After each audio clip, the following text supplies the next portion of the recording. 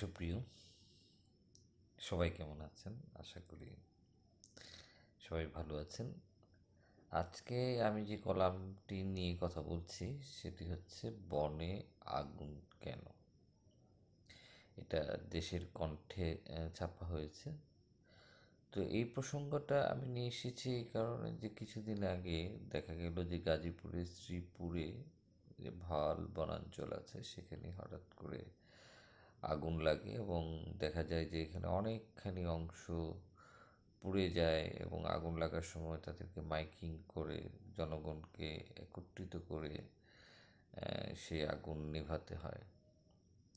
এই ঘটনা কিন্তু আজকের নয়, এরকম কয়েকটি ঘটনা, যেমন 2023 সালের একটি ঘটনা এই লেখাটাতে আমি নিয়ে এসেছি যে গাজীপুরের শ্রীপুরেই আগুন লেগেছিল। 2025 সালের মার্চ মাসে ভালুকাতে আগুন লেগেছিল। এমনকি সুন্দরবন এলাকাতেও কিন্তু আগুন লাগে। এবং এখানে একটা তথ্য দেওয়া হয়েছে ফায়ার সার্ভিসের বরাত দিয়ে, যে দেখা যাচ্ছে যে বনে আগুন লাগার ঘটনা কিন্তু দিন দিন বাড়ছে। যেমন এটা 2019 সালে দেখা গিয়েছিল 68টি, এটা প্রায় 3 গুণ বেড়ে গেছে। 2019 সালে এটা 196টি জায়গায় আগুন লেগেছে। তো এই যে আগুন লাগার ঘটনাগুলো বাড়ছে, এটা কিন্তু আমাদের যে বিশাল বনাঞ্চল, সেই বনাঞ্চলের উপর একটা হুমকি হয়ে দাঁড়াচ্ছে।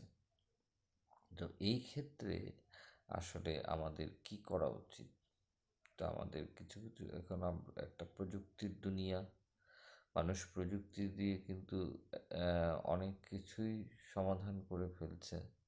তো আমরা এই ক্ষেত্রে উদ্ভাবনী একটা প্রযুক্তি, শক্তিশালী নেটওয়ার্ক ব্যবহার করে, ডিভাইস বিভিন্ন ব্যবহার করে, ক্যামেরা বসিয়ে, ক্যামেরাতে সেন্সর লাগিয়ে কিন্তু আমরা এরকম যে কোথাও আগুন লাগলে সঙ্গে সঙ্গে যেন সেটা খবর পাওয়া যায় এবং সেটার ব্যবস্থা নেওয়া যায়, এই কাজগুলো করা যেতে পারে।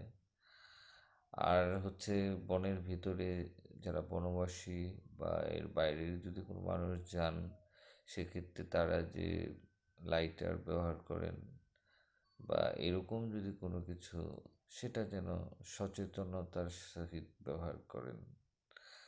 এই সমস্ত জায়গাগুলো এখানে নিয়ে আসা উচিত। কারণ বনে পুড়ে গেলে শুধুমাত্র প্রাকৃতিক পরিবেশ ধ্বংস হয় না, এর উপর নির্ভরশীল যে মানুষ, তাদেরও উপর একটা প্রভাব, নেতিবাচক প্রভাব চলে আসে। তো এই জায়গাগুলা, বনের আগুন লাগার ঘটনাগুলোর ব্যাপারে সবাইকেই আসলে সচেতন হওয়া দরকার। তো এই বিষয়ের এই কলাম উপসম্পাদকীয়টি আজকে ছাপা হয়েছে, বিস্তারিত কমেন্টে দেয়া আছে, আশা করি সেটা পড়ে নেবেন।